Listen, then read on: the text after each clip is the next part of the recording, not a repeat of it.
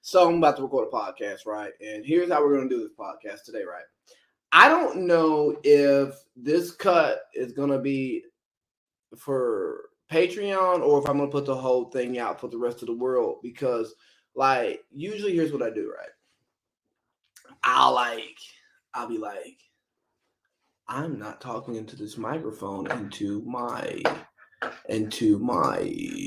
yeah, there we go. Let's get them going. Hold on.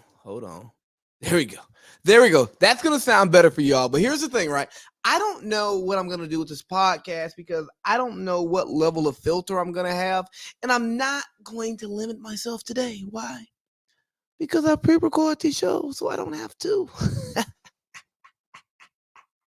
But we're going to have a show today, man. We're going to talk about optical illusions. And that's going to be like the running theme of the show, right? We're going to get in on a little bit of AOC as a Met Gala. And what about the kids? Then I'm going to talk about, can you clean the kitchen with a garden tool? Is the friend zone a fallacy? And why do you care what I do? And then we're going to close it out with this immigration insanity because it is immigration stuff is getting crazy, you know. But before all of that, hey, it's the big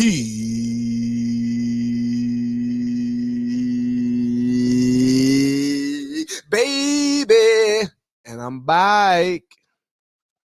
I'm back. I ain't bike because I ain't from Florida. I'm from Georgia, the real South.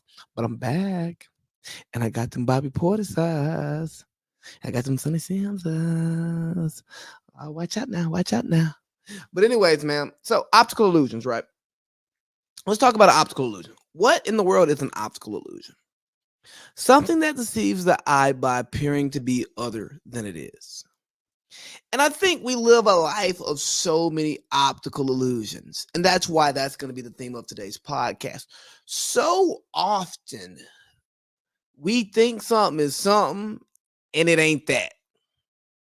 So often we want to make something, but it ain't that.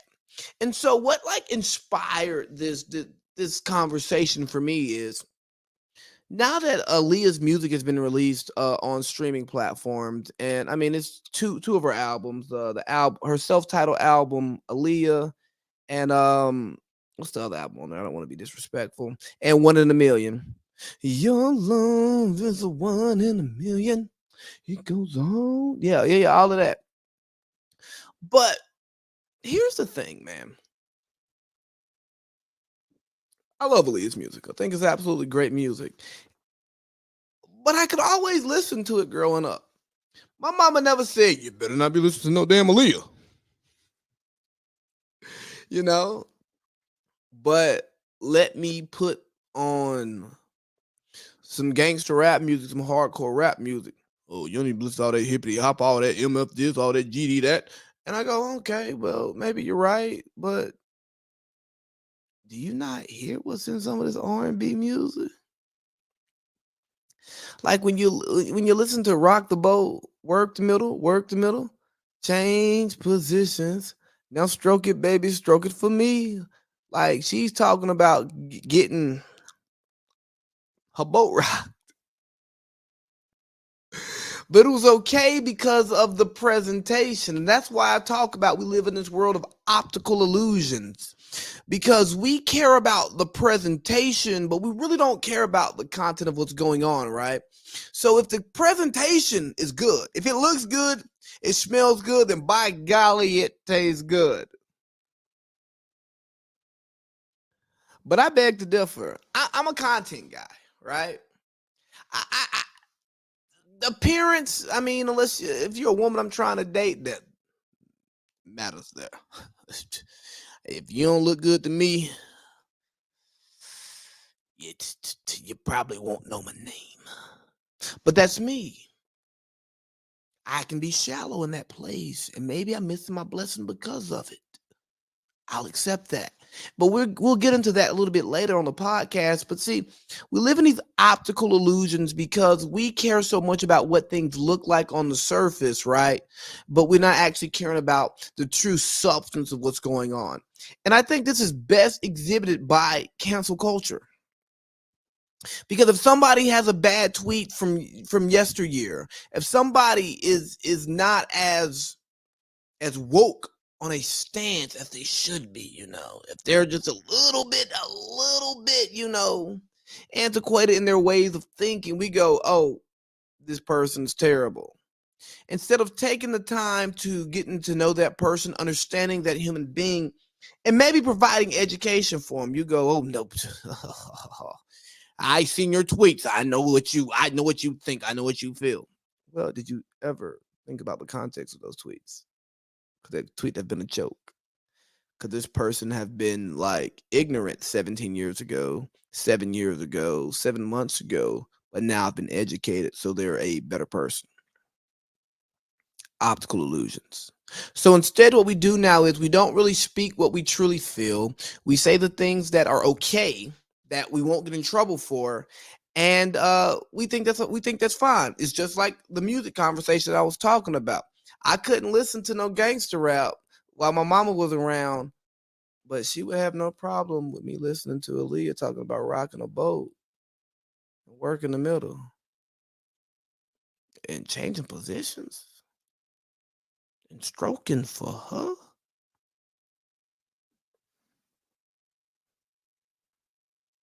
Really? You want me to stroke for you, baby? And again, this is not a knock on Aaliyah. This is not anything towards her because I love the music. I love I love what she was doing. I mean, hell, she said age ain't nothing but a number, which is not true because age is more than a number. You gotta make sure you find that number of consent, or you will be R. Kelly, and you will be up out of here, But I say all that to say that when sometimes you run into these lions or these wolves in sheep's clothing, right? And they're optical illusions because they're telling you what you want to hear in a way that you want to hear it, but what they're really about is not what you're about, and you find yourself in these unfortunate predicaments where you've now lashed yourself onto something that you don't even stand for. You've elected a leader that you don't even believe in because on the surface they've given you what you want, right? Like we talk about the national leadership and how they had told us all these things we wanted to hear, and then we find ourselves less than a year in and we're upset because we didn't receive what we wanted. Why? Because of optical illusions. Now the next optical illusion I want to talk about is everybody's favorite New York congresswoman, AOC Alexandria. Dang, I forgot her middle name. AOC Alexandria Ocasio-Cortez. There we go. And so, full disclosure, I've been a supporter of AOC in the sense that I like that she is a voice of the people. Somebody who is obviously younger. She unseated an incumbent. She's trying to bring Washington, the Hill, up to date, right? I love it. I support it. Like, hey, bruh, I get it. Y'all are old, but y'all should have email addresses. Y'all probably should have social media. And I don't really care how you feel about social media, but if you are representing people who interact on social media, you should be aware of those platforms, right? So I don't want people to think that I am like this anti-AOC. But,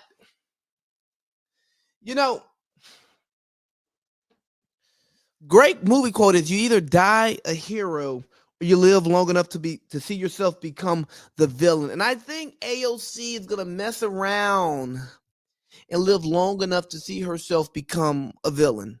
One of the reasons why I struggle with pursuing a political career, it's not because I don't want to impact policy, because I do. Not because I don't think I have the brain capacity or the knowledge or like the reach to everyday people and the reach with those who are a bit disenfranchised from everyday people to try to bridge the gap and to create policies that work for people. I truly believe that I'm capable of doing that. Now, Do I want to do all the things to get elected? No. You've heard some things I've said on this platform. And do I want to sell my soul in order to keep my job, to hopefully provide the perspective that's necessary, but I really can't make all the sweeping changes because I'm worried about making relationships, I'm worried about not pissing people off, and I'm worried about getting reelected. And I think that's what's happened to our young AOC, where she came in bright-eyed, bushy-tailed, ready to change the world. I'm going to go to Congress and change the world. I'm going to be young. I'm going to be left-leaning. I'm going to represent the millennials and Gen Z, and I'm going to put my stamp on the House of Representatives. And then you're at the Met Gala. Now,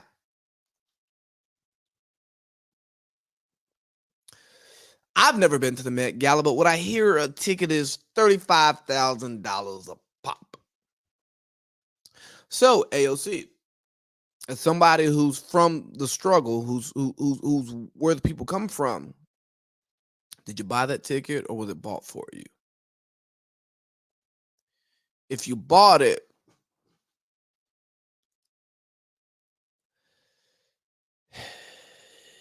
not saying that you can't have money, but for what you stand on, redistribution of wealth, taxing the rich, which we'll get into about your dress,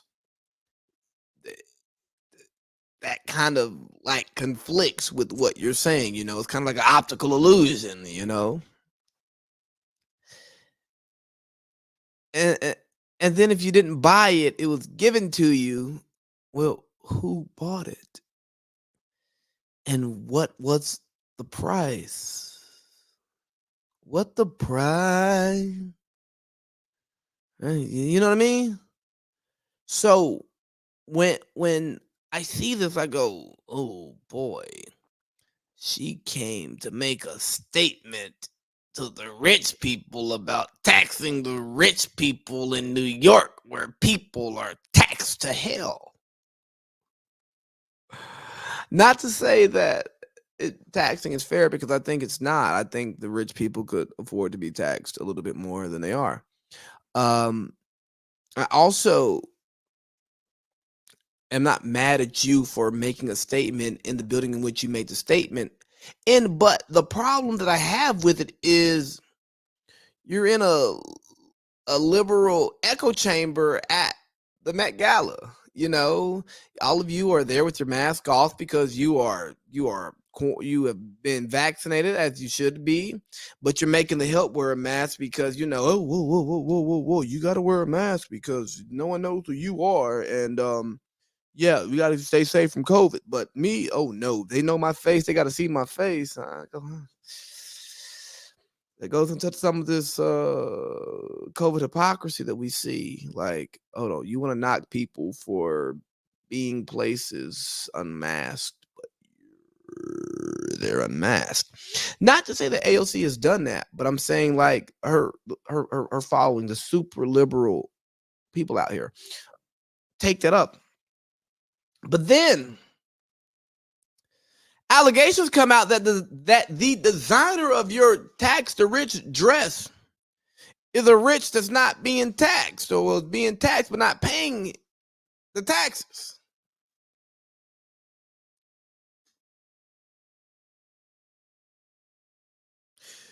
Now, you say you stand with the people, but your actions are saying that you are everything that you came here to fight against. You tell me that, when I talk about the people who say they want equality, but they really want superiority, it seems that you've become one of those who want superiority and not equality, because you had an issue with the people in the room, not because they were in the room, but you had an issue because you weren't in the room. That's what I take from it, because here's what some of the hard left likes to do, the super liberals, right? They like to show up around their liberal friends and see who can be the most liberal. But here's the thing, if you actually want to create some change, if you actually want to enact policy, you probably want to hang out with people who think differently from you. And you probably want to look at your super liberal views, look at some super conservative views, then mesh those up and find some decently progressive, slightly, some progressive views on some kind of conservative views, some more moderate views, and then that's where you find middle America. But the problem is when you have these far left individuals who only hang out in these far left places, they start to believe that everybody thinks like them. They hang out on social media and thinks that what they see in their algorithm is what's happening in real life, but they take their boots off the ground because they become above us and they start levitating above us. And instead of like relaying how we want to live to those who make the decisions, or as a decision maker taking in what we want, they tell us what we should do. And all I'm saying is, look, AOC, I think you've done some great stuff, but when I see you at the Met Gala saying tax the rich, I go, well, Bangkok got her.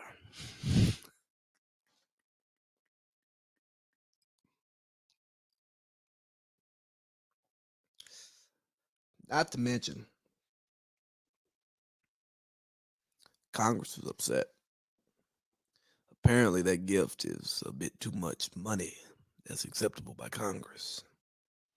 And apparently, you're not supposed to be pushing your agenda in Congress, outside of Congress. Now, I have no issue with that second one. But the issue with the gift and wearing the dress of a rich company who's not paying taxes, it's like, oh, what are we doing here?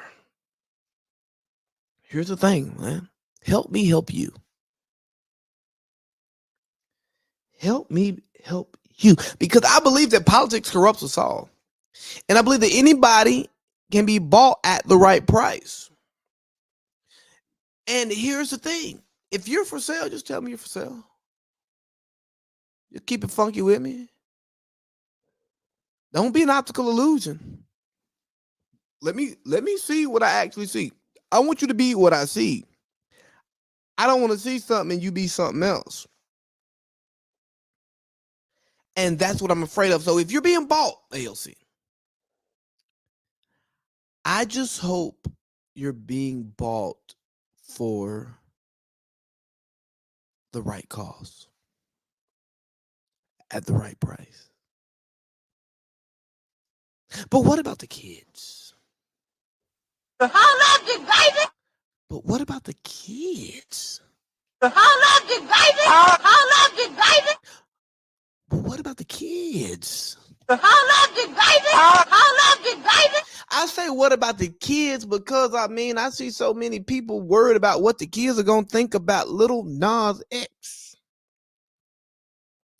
And I think this is only my second time talking about Lil Nas X on this platform, and that's on purpose. Look here. I'm not a big fan of what he's doing. I think some of the shit he's doing is weird. Weird as hell, if you ask me. You're acting pregnant. Okay, that's really weird. And you're gay and you make out your PDA all the time. Like, hey, gay or straight, I don't really care about your PDA. And then you play the victim of being, oh my God, I'm being ridiculed for being gay all the time. You people are just like, hey, bro, look here. Here's the thing. Just like I say, what you got First Amendment rights. So do I. You have a right to voice something, and I have a right to voice how I feel about it. But here's the thing about Lil Nas X, and here's the thing about Boosie, who comments on Lil Nas X. Hey, man, why do you care? How does what Lil Nas X do affect you? Why do you care about? Why do you care what I do? Why do you care what I do? Why do you care what I do? What about the kids? So we we see these people who are just in a dizzy, dizzy about what Lil Nas X is doing. And I'm like, why? Why? Tell them that is human nature. Why? Why? Why does he do y'all that way? Why do y'all care so much about what he's doing? I mean, he ain't bothering me. He ain't changing the temperature in my room. He ain't putting no food on my table. He's not paying a bill in my account. So I don't understand why you care. Now, I can understand why you wouldn't like it, but when you start saying, well, what is Bounty Lee's going to do to the kids? Think about the kids' movies we watch, the kids' shows, and all of the adult references in those movies and shows. Think about, oh, we can watch Madea as a family, and that's Tyler Perry dressed up as a woman. We can watch Coming to America with all those curses, and Eddie Murphy dressed up as all these different people. We can watch the Clumps, Hercules, Hercules, Hercules, and all that's Eddie Murphy, and it's not a problem. Why? Because we like Eddie Murphy. But then when Lil Nas X does the same thing or does something similar, it bothers y'all. The problem is he's capitalizing off y'all being bothered by him. Do I think he's weird? Yes. Do I think he's doing more damage for the LGBTQ plus community than he's doing help? Yes, because I think he is exploiting who they are in order to keep his name in people's mouths. Pause. Right? That's what I think it is. But my thing is, for you people who are outraged by it, why do y'all give him the time of day? Like, why do y'all give him the time of day? Like, I don't understand why you ain't got to talk about him. You don't. If you don't talk about him, oh no, you do got to talk about him because he drives a number. He might respond to you because he's so hot. Y'all want to talk about him. So because you want to talk about him to drive your numbers up, see, that's where he got you. He got you by your he got you by your balls. But it ain't about the kids. And here's the thing about the kids, that the person who does not have kids, I'm going to tell you people how to treat your kids. I love coming on here and doing that, let me tell you. There is nothing better than being a person who doesn't have kids to come and tell people with kids what to do. That's a joke, guys. It's a joke. But from my non-kids having point of view, I'm like, don't let your kids watch it. Don't let your kids listen. And if you do, or if they find it, have the conversation. Be ready to talk to your kids about what it is that they've seen. If they're confused, why is this man pregnant? Because he's a troll. He's trolling. He just wants attention. Because he wants us to listen to his album, so he's going to do things that make us talk, make us uncomfortable. And if what he does makes you uncomfortable, again, I say just block it out or figure out what you got going on that bothers you about something that really doesn't affect you. But let's not make the kids the reason why we're not okay with something. So often we like to say, well, what about the kids? The kids, they ain't gonna understand this. Well, hold on. Is it the kids' lack of understanding, or is it your inability to accept a behavior, accept a lifestyle that's different from yours? Because I lean on, it makes you uncomfortable because the kid is probably not even paying attention to all of these little things, or if they are, they don't really care enough for it to shape how they move, shape how they act. Like, I mean, you don't want your kids consuming something that may be gay or trans, but you'll let your kid watch Paid in Full. You let your kid watch The Wire. You let your kid watch Power, right? So it's okay for your kid to watch things that embrace street life. It's okay for your kid to listen to gangster rap music, right? So they can talk about having sex with the bees and the hoes, right? It's okay for your kid to consume that, but it's not okay for your kid to consume something that's gay or trans. I think that we are exposed to a lot of things, but we're not going to be everything that we're exposed to. Like, I've met people on drugs. I'm not on drugs, right? I've met people with deep-seated issues that I don't have. I've watched movies. I mean, I love cop shows, but nothing about me wants to be a cop. Like, and I agree that we are a product of our environment, but we are not everything that we see. We're not everything that we do. We're a bit more than that. We're our own human beings. So if your child is confronted with something that makes them uncomfortable, well, you try to get rid of that discomfort, or you help ease them through that time of discomfort. But if you're uncomfortable by something, don't put it on the kids. Just let us know that you're the one that's uncomfortable. And we were talking about Aaliyah earlier. I'm telling you, boy, we got topics for days. And as I was prepping for this show, I didn't even plan on doing this segment here. But then I was listening to I got issues, you got issues. Am I supposed to change? Are you supposed to change? And who's supposed to change? Am I supposed to change, or are you supposed to change? Because so often, I talk to men in relationships all the time. I talk to married men. I ask them, like, how do you do it? Why do you do it? What's made yours work? As a young guy who's not married and just trying to figure a lot of this stuff out. And it's like, I've got issues. You've got issues. Am I supposed to change? Are you supposed to change? And it usually looks like the man is supposed to change. And then I was listening to Joe Budden's podcast today, and they were talking about doing like happy wife, happy life. And it's like, yeah, well, that means that I'm supposed to change and you ain't gonna change. You know what I mean? I go, hold on. Am I being selfish by saying that I don't want to change? And I'm gonna say, am I dismissive of saying, well, you ain't supposed to change either? Here's the thing: if I need to change and you need to change, that means we ain't a dollar. That means we ain't whole. Cause I'm some change. You some change. But we trying to be a dollar. And if we need some more change to make that dollar, that money don't spend. So like, and here's the thing: like, I ain't gotta be 50 cent. You ain't gotta be 50 cent, right? You might be 25 cent. I might be 75 cent, and that works for us, right? I might be 40 cent. You might be 60 cent. That might work. You know what I'm saying? Or I'm 30, you 70, whatever the case be is. But if these two changes can't make a dollar, if this change can't make a dollar, then we can't change no more. Ain't no more change. It ain't no more change. So if it ain't no more change, then what we gonna do? We're gonna cancel that bit like Nino, right? Because that's what's best for us, right?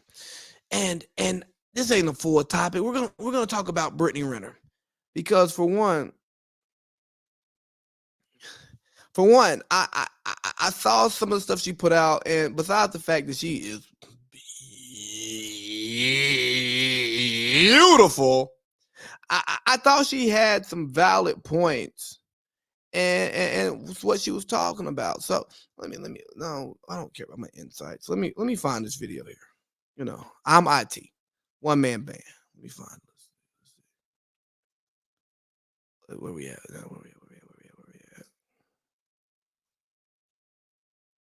To a housewife. Hold on, let's start this back over. You can't turn a hoe into a housewife. Good. Because I'm both. I don't have to choose. I thought you wanted me to be a little whore. No? Oh, that's no fun. I'm going to start calling people's opinions of me fan theories, because that's truly what they are. They are based in nothing but falsehood, projections, and judgment. Not too much creativity put into that. All right, so we're going to pause it here for now. Can you turn a hoe into a housewife? Can you clean the kitchen with a garden tool? What if I told you garden tools don't belong in the kitchen?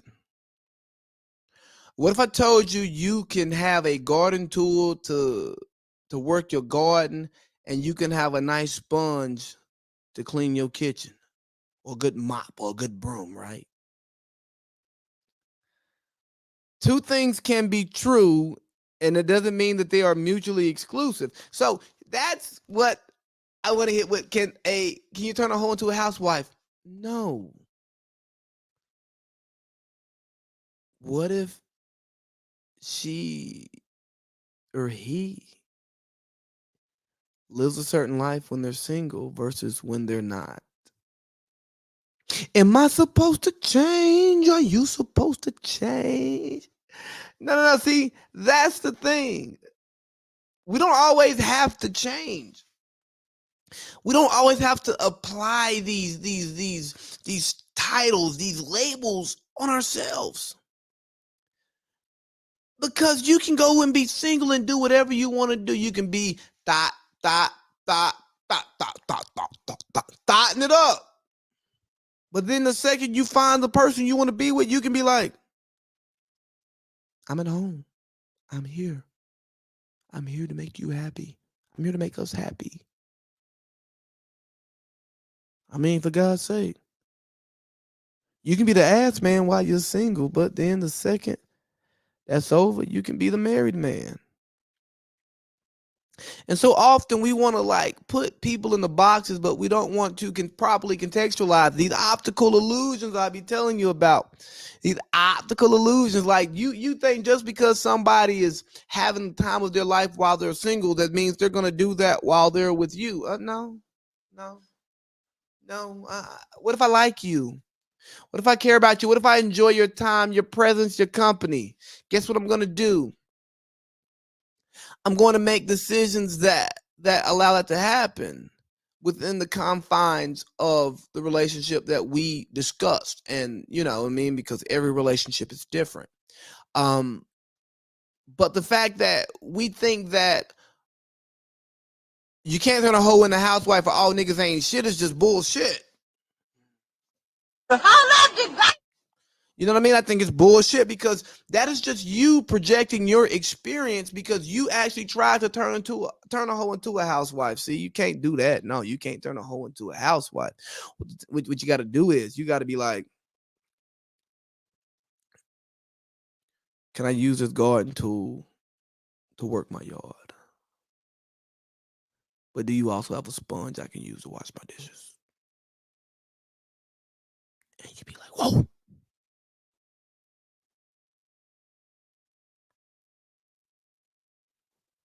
I'm not cleaning my kitchen with this garden tool. No. I'm working my garden. And I got a great garden, oh man. This garden is good. We got corn, we got some collards in there. We boy, let me tell you, we got some peppers, some good peppers, so we can make some chow. We got some okra. Yeah, fresh fried okra. We got tomatoes, so we gonna pull some of them while they green, fried up them green tomatoes, baby. Bread them real good with some cornmeal, salt, pepper, accent, little garlic powder, a dash of cayenne, over some Crisco. Yeah, yes sir. But then some of these tomatoes, we gonna let them turn good and juicy and red. And we just gonna cut them bad boys up and just salt and pepper them bad boys. We don't even want nothing else. We just salt, pepper, tomatoes, boy. Yes, sir. That's what we want. But the thing is, what we can't do is you can't try to turn that hoe into a housewife. You can't try to use that garden tool inside your kitchen, because if you use that garden tool in your kitchen, you're gonna tear shit up. So what we have to do is we have to understand who people are. We have to meet them where they are. And we have to be comfortable if we're going to involve ourselves with somebody, accepting who they are with their flaws. Accept the flaws. If that's the person you want. If that's the person you like. But don't try to turn a hoe into a housewife. Oh, no. Because I'm telling you, when you bring that hoe into the kitchen, it ain't got no use around here. All you're going to do is test stuff up. That's all you're going to do. You're going to test stuff up. Like nothing is good. It comes like, have you ever seen somebody put a hoe in the kitchen? A shovel in the kitchen? A rake in the kitchen? No, because they don't belong in the kitchen. You ever seen somebody try to mop the grass? You ever see somebody take a broom to the garden and just start like, oh boy, we're gonna get these crops right today, boy, me and this broom. No, you haven't. So don't try to make something that it ain't. Understand the environment in which somebody is in. Understand the context in which their decision making is coming from, and then and only then do you evaluate what that person is and what that person can be for you. Because I'm telling you, man, you can just because you see somebody and you think they just out there tilling the land, don't mean they can't come and clean the kitchen. And I don't mean literally clean the kitchen, women. I'm just using these comparisons, these analogies. Is the friend zone a fallacy? So I was having a conversation this weekend about the friend zone, and I don't really know how it came up. Just remember we were watching a movie, and then like somebody in the friend zone came up, and it was like, and she says there's no such thing as a friend zone. I go, bullshit. The friend zone's a real thing. And then the rebuttal was, no, because we're either friends or we're not. So that is not some zone that I place you in because I'm not trying to be with you. And I go, so it is the friend zone because we are friends and I'm in that zone. So I'm a friend zone, yeah. So I'm the friend zone, right? So, but here's what we're doing with that, right? I understood where she was coming from, that like friend zone is not like this temporary holding cell, but friend zone is a legitimate place where you are because you are my friend, but I don't see you as a intimate partner. And my rebuttal was, well, see, here's the thing about the friend zone. I think that some women put guys in the friend zone because they want to keep them close. They want to keep up the hope. So the guys go there, and I'm not going to knock a guy for going there, but I'm just going to say don't be there too long unless you truly want to be her lifelong friend. And I said, but some guys, they wait out the friend zone, and then they play the long game, and it works out for them. And the response that I got was, oh, that's childish. That's immature. And I go, I mean, everybody's perspective is different. Like sometimes somebody wants you there while they're in a certain situation. And then once that situation is over, they're ready to elevate you. They just didn't want to elevate you yet. And then the conversation kind of went to like, well, I don't understand why guys' initial interactions like, hey, I want to be sexual with you. And my response was, well, when you're an adult, you're my age, I'm almost 30. I have a bunch of friends, close friends, distant friends, ex-friends, associates, people that I talk to, people that I can go to the bar with, people that I entertain. I got a lot of people in my life. So I don't necessarily need more people in my life, but I'm not going to turn those new people down. But how does that conversation start? Because likely when it comes to me and the women, right? The women, it's not going to be a, hey, how you doing, girl? I think you're average, and you know what? You're not really my speed. A little too much muffin top there. But you want to hang out and get to know each other and be friends?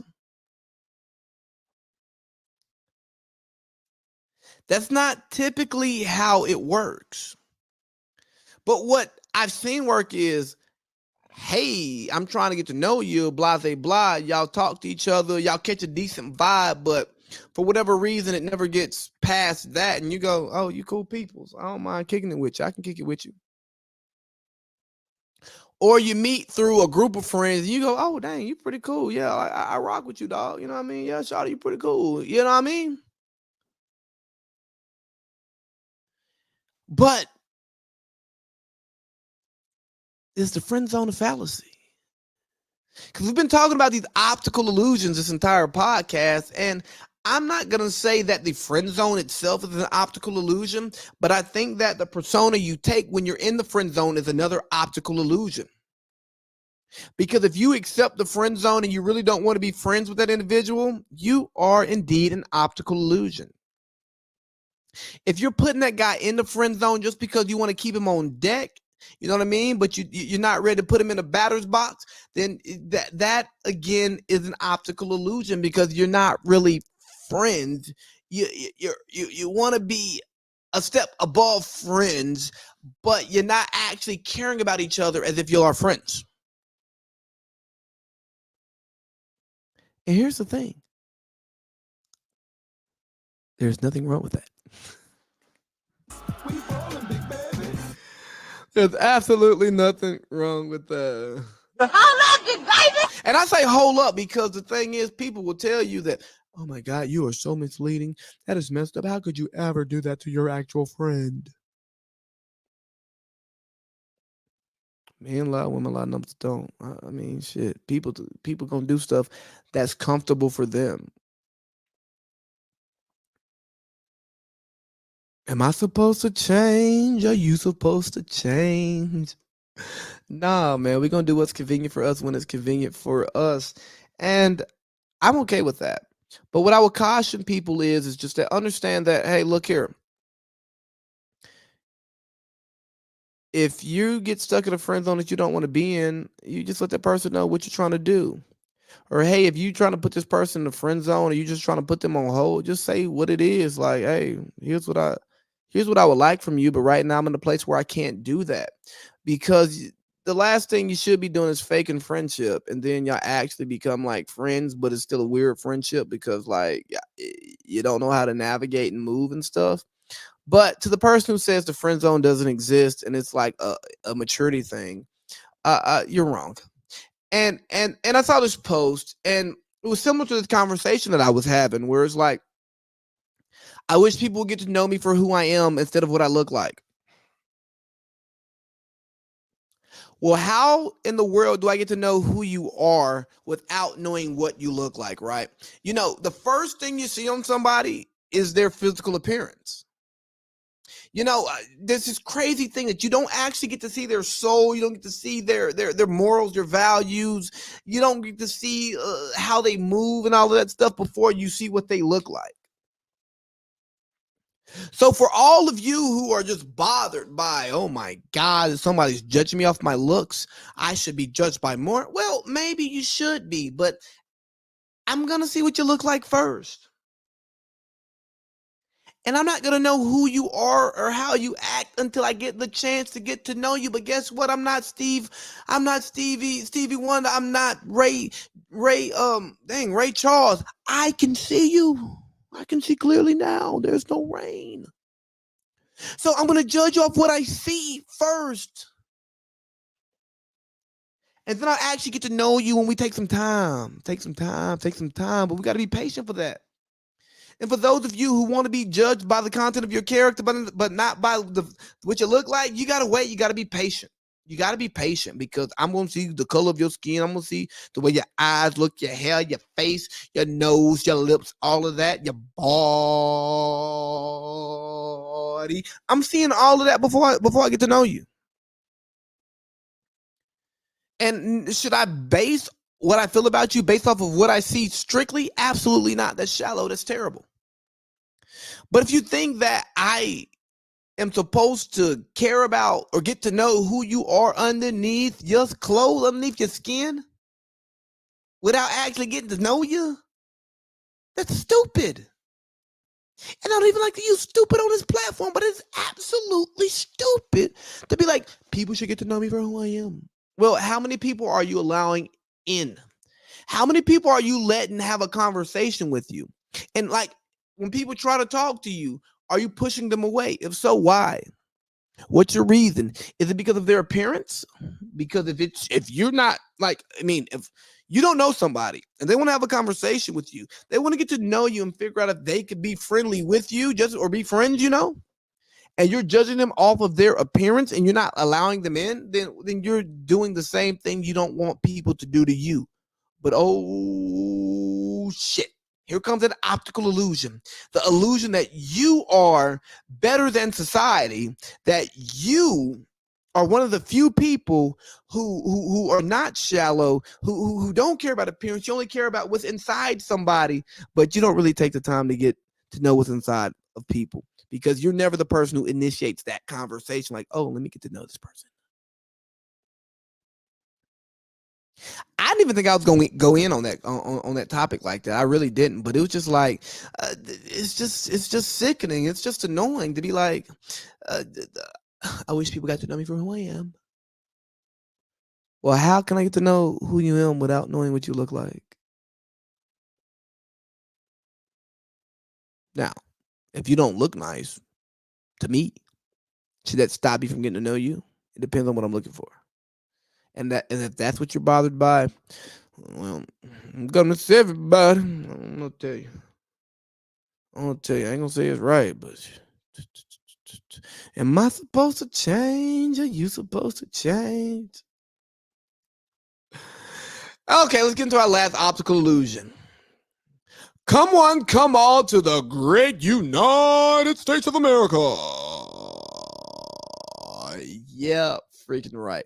So we've seen that there were thousands of Haitians turned away at the border. They looked like they was treated like rodeo animals, whipped, tied up, chained, and all of that stuff. Like, Jesus Christ, are we bringing back chattel slavery? No.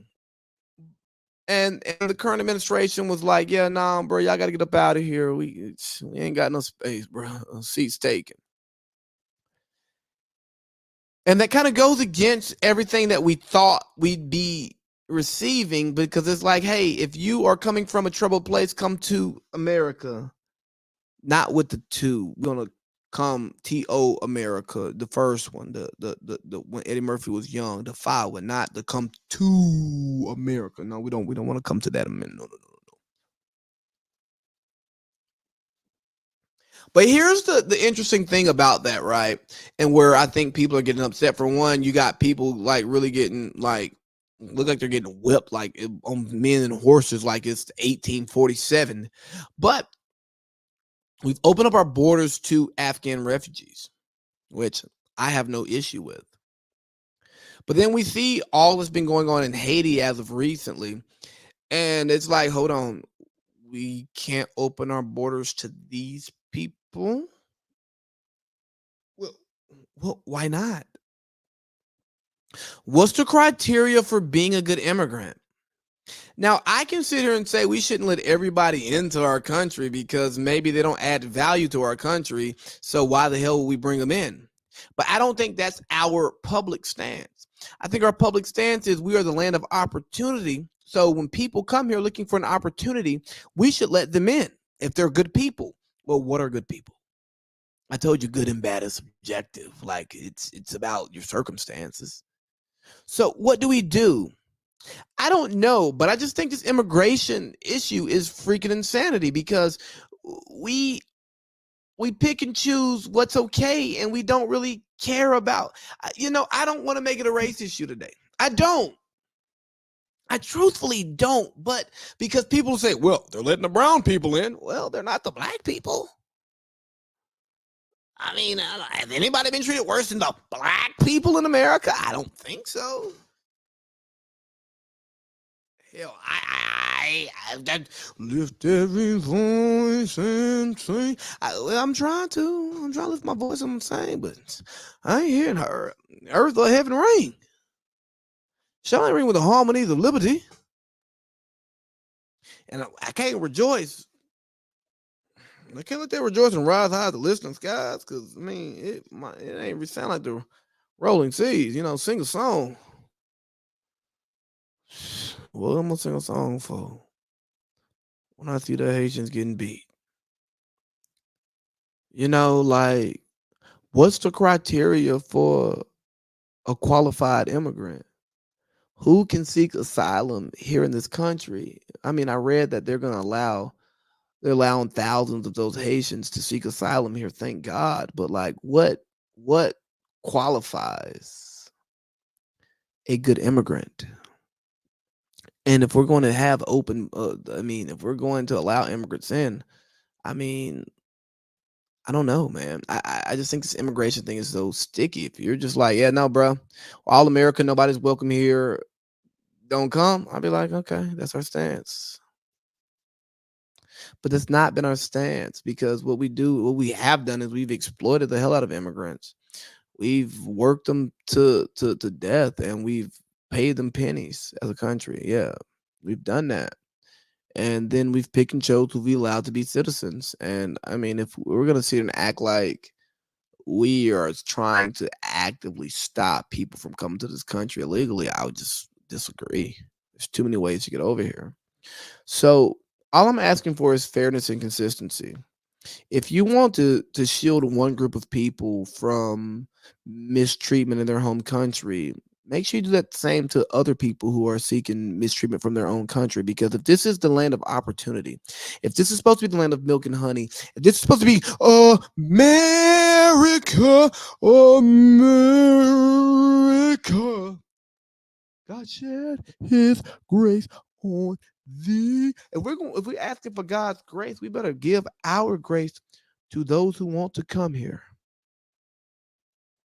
those who need to come here to escape the hellacious lifestyle in their other countries.